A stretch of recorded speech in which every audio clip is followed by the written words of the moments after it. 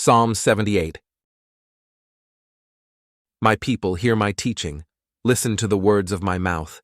I will open my mouth with a parable. I will utter hidden things, things from of old.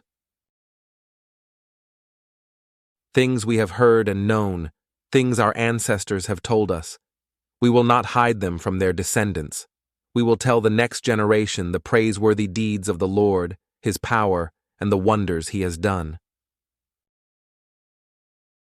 He decreed statutes for Jacob and established the law in Israel, which He commanded our ancestors to teach their children, so the next generation would know them, even the children yet to be born, and they in turn would tell their children.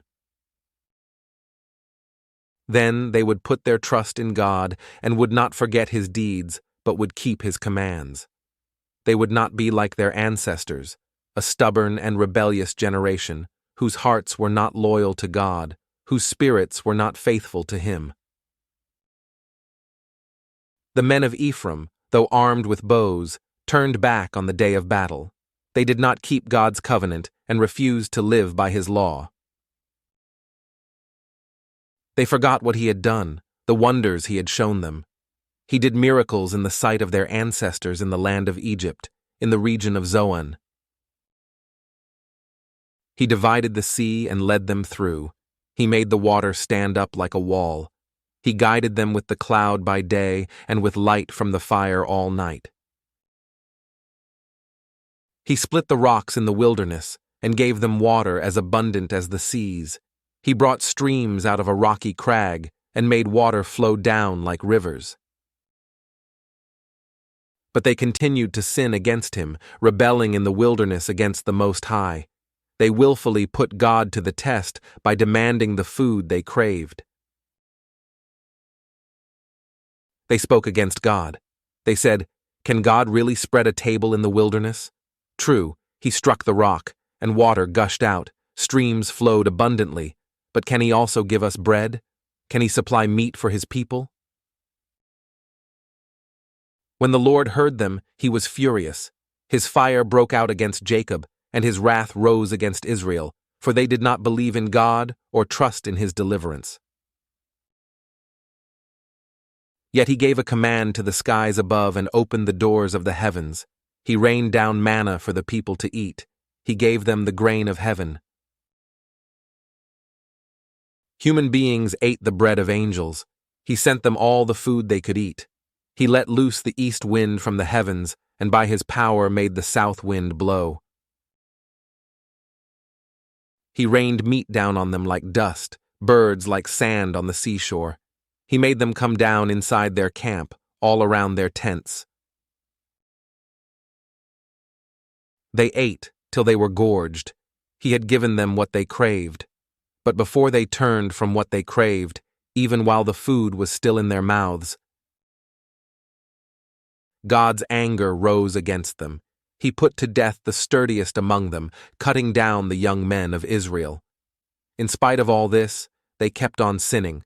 In spite of His wonders, they did not believe.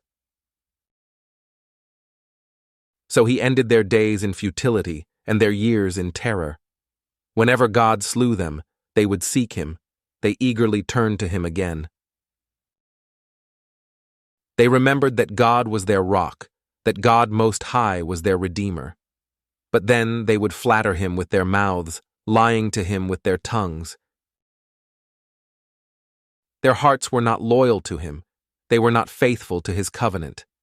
Yet He was merciful. He forgave their iniquities and did not destroy them. Time after time He restrained His anger and did not stir up His full wrath. He remembered that they were but flesh, a passing breeze that does not return. How often they rebelled against Him in the wilderness and grieved Him in the wasteland. Again and again they put God to the test. They vexed the Holy One of Israel. They did not remember His power, the day He redeemed them from the oppressor, the day He displayed His signs in Egypt, His wonders in the region of Zoan. He turned their river into blood. They could not drink from their streams.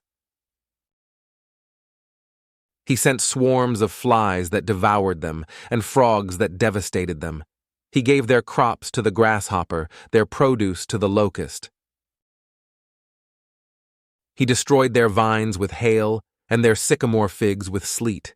He gave over their cattle to the hail, their livestock to bolts of lightning. He unleashed against them his hot anger, his wrath, indignation, and hostility, a band of destroying angels. He prepared a path for his anger. He did not spare them from death, but gave them over to the plague. He struck down all the firstborn of Egypt, the first fruits of manhood in the tents of Ham. But he brought his people out like a flock. He led them like sheep through the wilderness. He guided them safely, so they were unafraid, but the sea engulfed their enemies.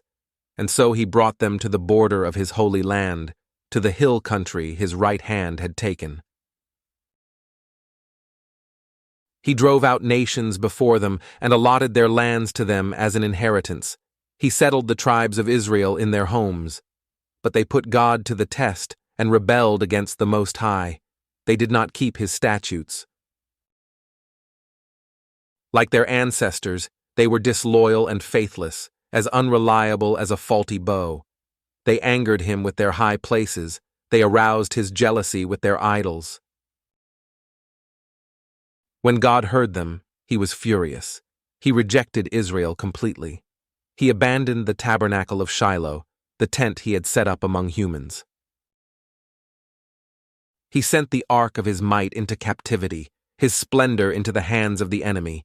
He gave his people over to the sword. He was furious with his inheritance.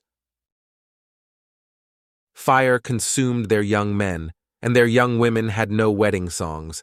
Their priests were put to the sword, and their widows could not weep. Then the Lord awoke as from sleep, as a warrior wakes from the stupor of wine. He beat back his enemies. He put them to everlasting shame. Then he rejected the tents of Joseph. He did not choose the tribe of Ephraim, but he chose the tribe of Judah, Mount Zion, which he loved. He built his sanctuary like the heights, like the earth that he established forever. He chose David his servant and took him from the sheep pens. From tending the sheep, he brought him to be the shepherd of his people Jacob, of Israel his inheritance. And David shepherded them with integrity of heart. With skillful hands he led them.